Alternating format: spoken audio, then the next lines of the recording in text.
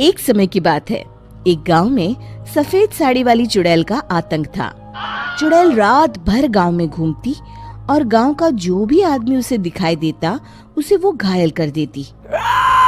अरे कोई तो बचाओ, मर गया रे। एक रात हरिया अपने खेत से अपने घर लौट रहा था कि तभी अचानक उसके सामने चुड़ैल आ जाती है। अरे बाप रे, ये चुड़ैल कहाँ से आ गई? आज तो मैं गया काम से।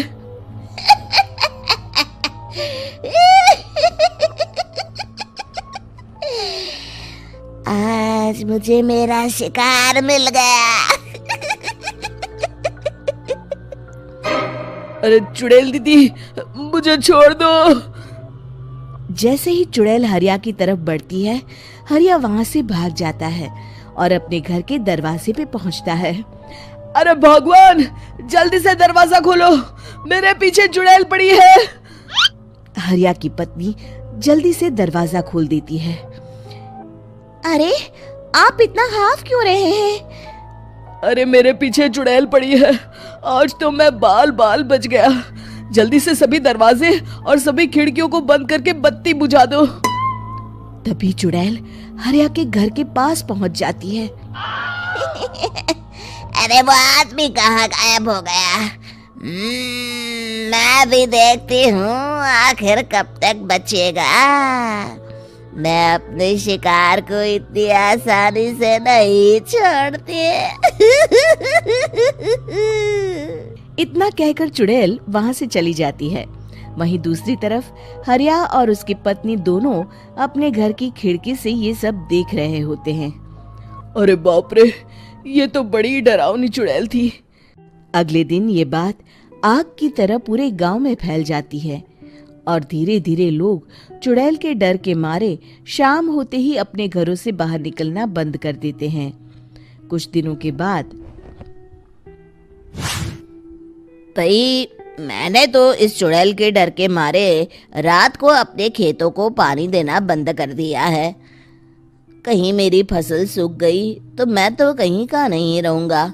साहूकार का कर्जा कैसे चुकाऊंगा? अरे भाई, पूरे गांव वालों का यही हाल है। पता नहीं ये चुड़ैल हमारे गांव में कहां से आ गई। फिर एक दिन गांव के पास वाली नदी के किनारे एक बहुत बड़े तांत्रिक के आने की बात कुछ गांव वालों को पता चलती है। वो लोग जाके ये बात गांव के मुखिया को बताते हैं। मुखिया जी, नदी के किनारे एक बहुत ही पहुंचे हुए तांत्रिक बाबा आए हैं। हमें उनसे मदद मांगनी चाहिए। मैंने सुना है वो बड़े बड़े भूतों और चुड़ैलों को अपने वश में कर लेते हैं। मुखिया जी सभी गांव वालों को लेकर उस तांत्रिक के पास पहुंच जाते हैं। ओम फट स्वाहा, ओम फट स्वाहा। तभी तांत्रिक अपनी बंद आंखों को खोलकर कहता है, क्या बात है? तुम सब लोग यहाँ क्यों आए हो?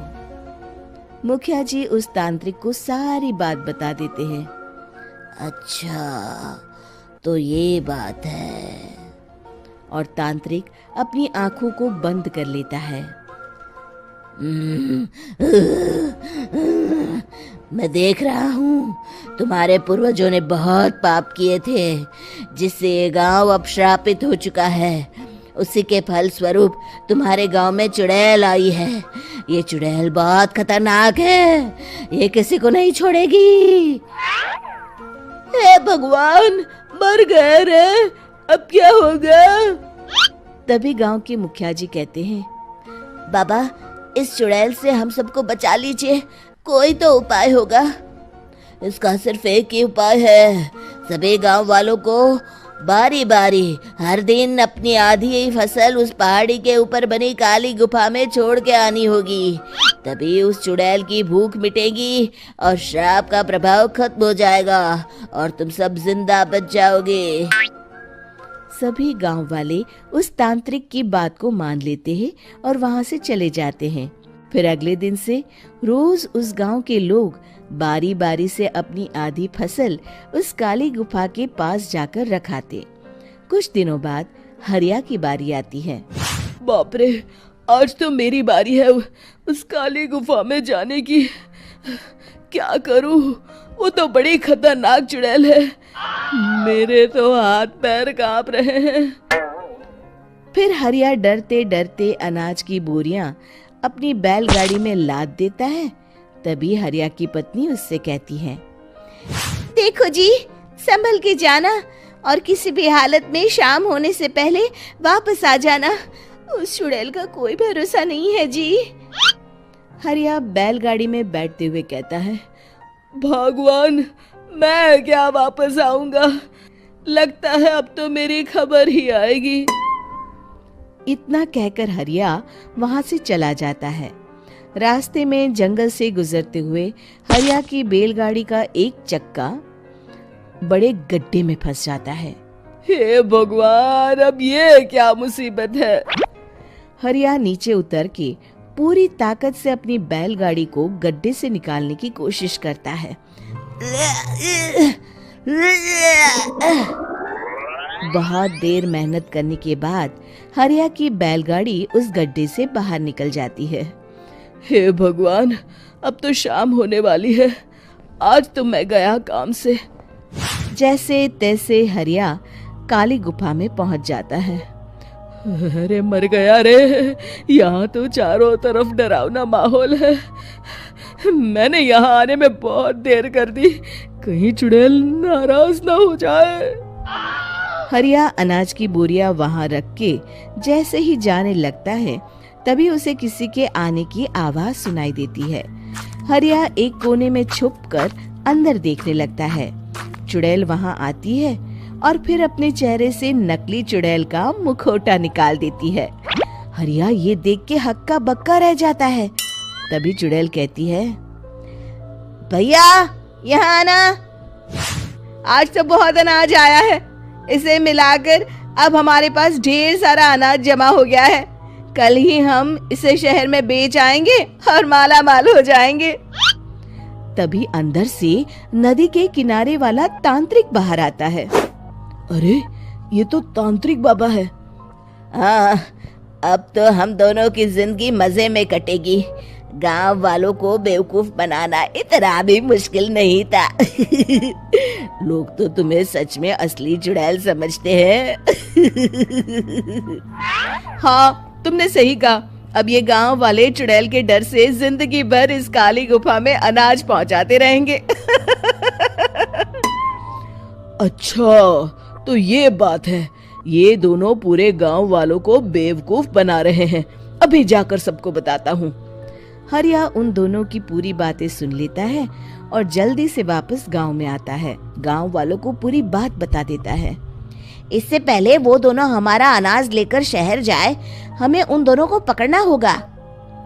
उधर दूसरी तरफ नकली तांत्रिक और नकली चुड़ैल बनी औरत एक बड़ी गाड़ी में सारा अनाज लाद के वहां से निकलने की तैयारी कर रहे होते हैं। जल्दी करो, इससे पहले हमें कोई देख ले। हमें यहाँ से निकलना होगा। और तभी वो दोनों देखते हैं कि सामने से सभी गांव वाले अपने अपने हाथों में मशाल लेके आ रहे हैं। दोनों बुरी तरह डर जाते हैं। रुक जाओ, तुम दोनों का भांडा फूट चुका है। अरे मर गए रे, ये गांव वाले कहाँ से आ गए? तुमने क्या सोचा इतनी आसानी से यहाँ से निकल जाओगे? ये अनाज हमने अपने खून पसीने से दिन रात खेतों में मेहनत करके उगाया है। दोनों मुखिया जी के पैरों में गिर जाते हैं। हमें माफ कर दीजिए, हम दोनों एक नंबर के कामचोर हैं। बिना मेहनत किए पैसे कमाना चाहते थे। हाँ हाँ, अब हम आगे से मेहनत मजदूरी करके पैसे कमाएंगे। हमें कुछ मत करना, हमें छोड़ दीजिए। इतना कह के दोनों गांव छोड़ के भाग जाते हैं और सभी गांव वाले फिर से खुशी खुशी रहने लगते हैं।